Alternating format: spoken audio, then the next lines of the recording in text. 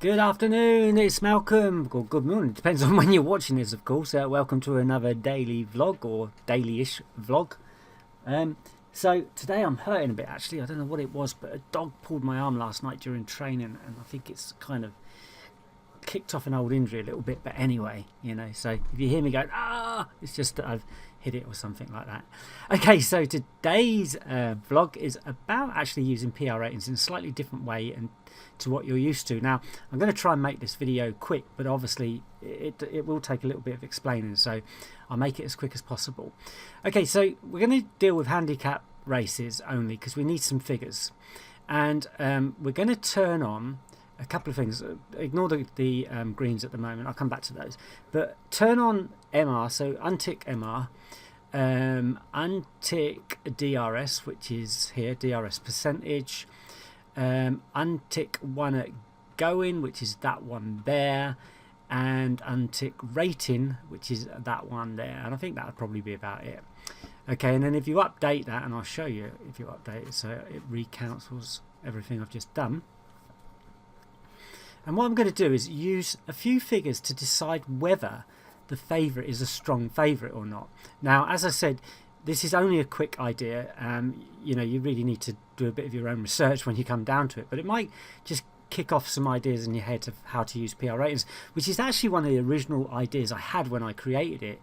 It was not so much as a system builder, but as a way of looking at the daily cards and deciding whether, which runner was probably the best to go on and that kind of thing.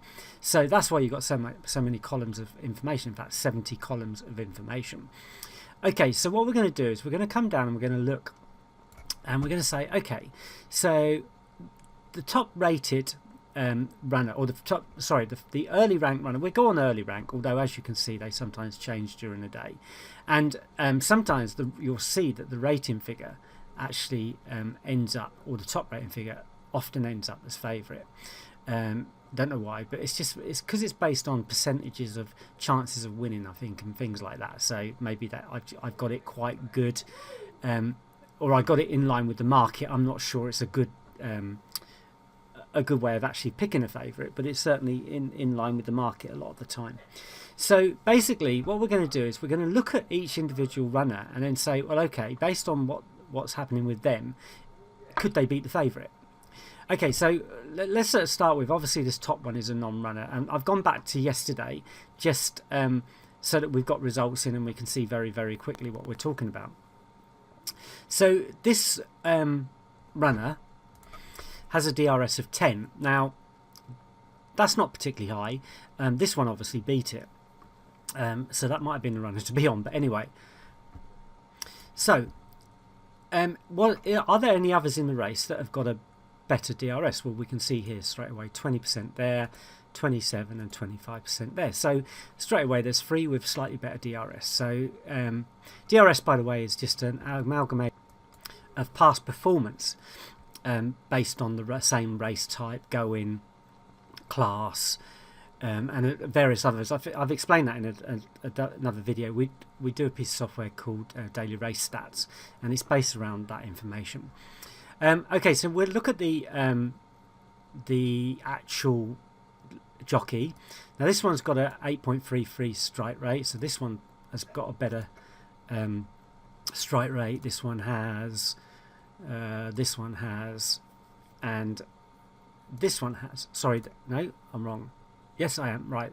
8.3. I keep looking at that top one, and even that one's got a better strike rate. So there's several with better strike rates. So what about the trainer? So we got 11.48, which is okay. 15.8, 4, 11.42, slightly under 15.63. So there's a couple with a slightly better trainer strike rate as well. I think I've got that right. I'm doing this quickly, obviously. Then I'm just going to tick on have they won at going, just to add another tick, and then we're going to look at the top rated. So at 17, this is the top rated, and it's also the top rating at 131. There's no others that will beat it. So out of those two, it's really strong. But also this one is in the 100, so you could give it a point for being in the 100. So kind of helps us out. So let's then have a look at this score. Can you see the score builds up? So as you plus or minus, that score goes up and down. So the favourite has actually only got a score of 2. These other 2 runners here and this runner down here have a higher score. So it does give you some indication that they could take on the favourite, and this one actually did and beat it. How good these ratings are, this way of doing it as you go further down the field is you know, I'm not too sure, but basically what we're trying to do is just discover whether we think the favourite has, you know, a really good chance of winning or not. And in this case we could probably say no, it doesn't, and that those kinds of prices for laying, it's actually quite good. And it's probably, on the other hand, it's saying, well, is it worth taking a chance on it at that price as well? So it kind of works both ways. Let's do one more, 2 more quick ones I want to do just to show you. So this one is really low ratings, and I'd kind of stay away from it because all the ratings are low. It's anybody's race really. So we're going to have a look at this one, and this is a big field. So again, it's a difficult race to predict, but let's have a look. Okay, so the favourite is not the top rated. Okay, there's 2 others, but we're going to give it a point for being in there anyway. If we go on the actual rating over 7, there's loads that have got ratings over 7. So you know, we're looking at these runners here that are possibles. Okay, now let's go why. I mean, sometimes it's not even worth going down to these ones, but you can put it in anyway. W Knight 9.68, 10, 18, 10, 14, 21, 11. So again, you know, there's plenty of them that have got better. And then here, Kirby, well, we know Kirby's a good jockey, 17.88, which is, you know, we'll add a little bit to the actual part of this horse being a favourite, I expect. 17.8. There's no other jockey really with those kinds of stats. It's a bit like, you know, when you get these really well-known jockeys, they tend to help move the market in their direction a little bit. So they almost become false favourites. And I mean, the prices mean that, you know, people are going, oh, Kirby's on it, but, you know, yeah. Anyway, so DRS is 11, so 14, 14, 14, 12 even, 15, 12, 13, 21. So all of those are better. So again, we end up with a score of 2 for the actual favourite, and then only a score of 5 for the second favourite, and then there's another 5 there which actually became the winner. So maybe there's some Dutch opportunities with keeping with the higher figure numbers. Again, you know, you need to go through the cards and work out exactly how that happens. Now I just want to show you this last one before we knock off. Okay, so this is the other way around basically. This is a strong favourite. Now again, there's some zeros here which always kind of make you have to think a little bit about, well, will the winner actually come from somewhere else? But based on the figures, 21% is the highest. The jockey isn't particularly that good as far as winning stats are concerned.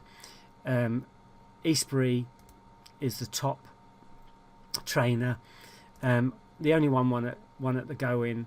It's got the highest rating. It's got quite a big rating and miles above everybody else. And as you can see, this one came first at 2.84, and it kind of just sticks out that this one is going to win above the rest of them.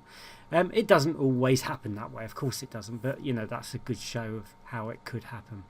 Okay, well, hopefully you'll find that interesting and come up with your own ideas. Obviously, there's more columns you can add in. We've got loads and loads of different columns if you want to back it up with more information.